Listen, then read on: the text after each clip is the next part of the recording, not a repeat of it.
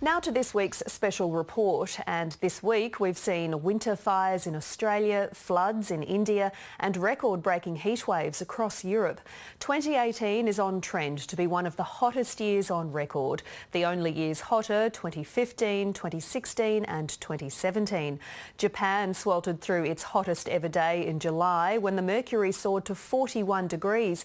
In Montreal it hit 37, the highest since records began 147 years ago. Glasgow had its hottest day ever in June, and the highest temperature ever recorded on the African continent, a sweltering 51 degrees in Algeria. That sort of heat brought with it fires and drought to places that are normally unaccustomed to such things. Tonight we'll take you to Sweden with correspondent Lisa Miller, where fires burnt in the Arctic Circle, and to California, which has just experienced its worst fire season on record. California burning like never before. It's the biggest blaze in history. 4,000 firefighters backed by a fleet of helicopters have been working for 3 weeks straight, and it's still a raging inferno. Well, we're seeing fires that are bigger than we've ever seen before. We've seen fires that the fire behavior is unlike anything we've ever seen before. Look at that, just smoked them right there. A changing climate means a new reality, and these teams are flying year-round. Others are doing dangerous work on the ground as they battle to contain blazes that now come even in winter. On the front line, they're paying with their lives. One of the things that's challenging is we've had more firefighter fatalities in the last couple of years than I remember in my career. Local communities are suffering too.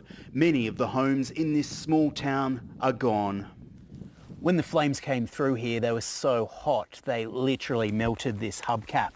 The windscreen also has turned into a puddle of melted goo. Just over here is the front door, or at least it was the front door of this house.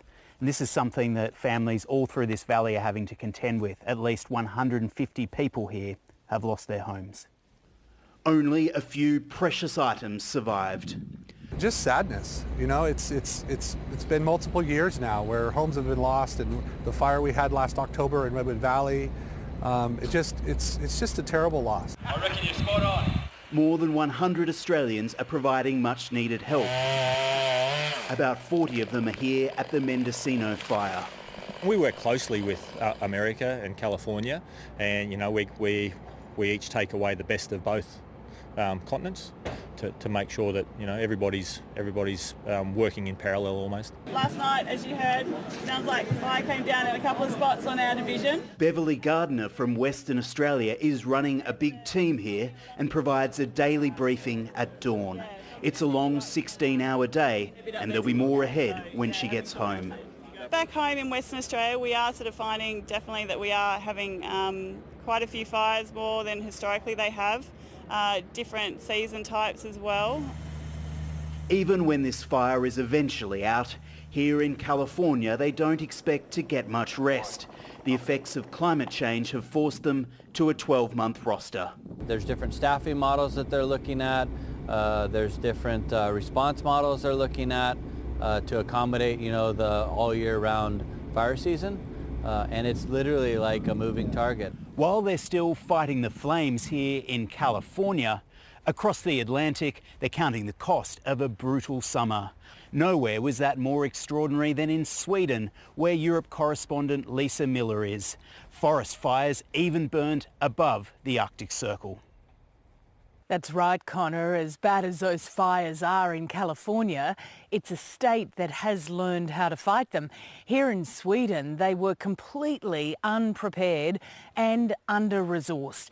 And while they're hoping that the worst is behind them, they're wondering what next summer will bring.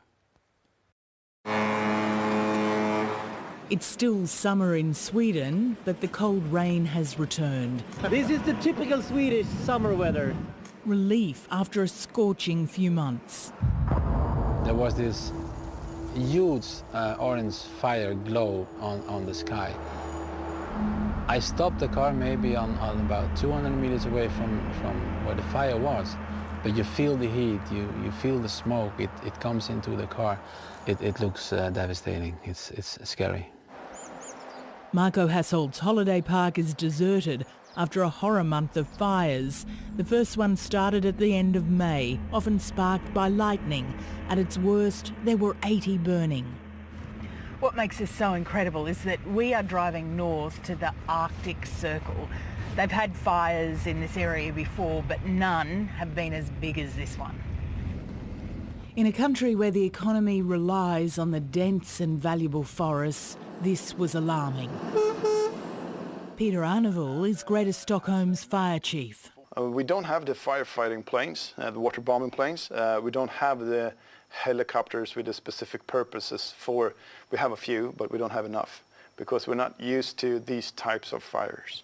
Europe sent help, countries united in their shock. The Arctic was burning, but they realise now they should have seen it coming. Have you seen it like this before? Never.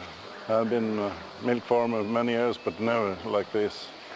It's some weeks, maybe 1 or 2 weeks, it's hot, but now it's 13, 14 weeks. It was a double whammy for Jan Hansen as Sweden's farmers battled through a devastating drought. The fires came so close, he had to deploy farm trucks and workers to fight them. In this barn you can't see all the way. There was so much smoke. The relentless summer heat was taking its toll. The cows are not feeling good, it's too hot, so they produce maybe 20% less. And then in the fields nothing is growing. Most farmers are now using their winter feed stock, but winter is still months away. We're not used to this. We're used to green grass, enough rain, not this heat. Maybe it's something we have to get used to in one time every 10 years or 15 years or something. Swedes accept their climate is changing, but this summer has convinced them it's happening faster than they can handle. 18 of the 19 warmest summers happened the last 25 years. Are you worried about what's ahead? Well, we've been warned now of what can happen. The hill has started to get pretty steep, so we need to look at our way of handling these types of crises in a different way. The snow is getting less, the summers are getting warmer and also drier, so there's absolutely some changing going on. They might argue over why, but the trend is indisputable. The planet is heating up. The records have been broken this summer, and while it may be one to remember, it's likely to be surpassed. Lisa Miller, ABC News, Sweden.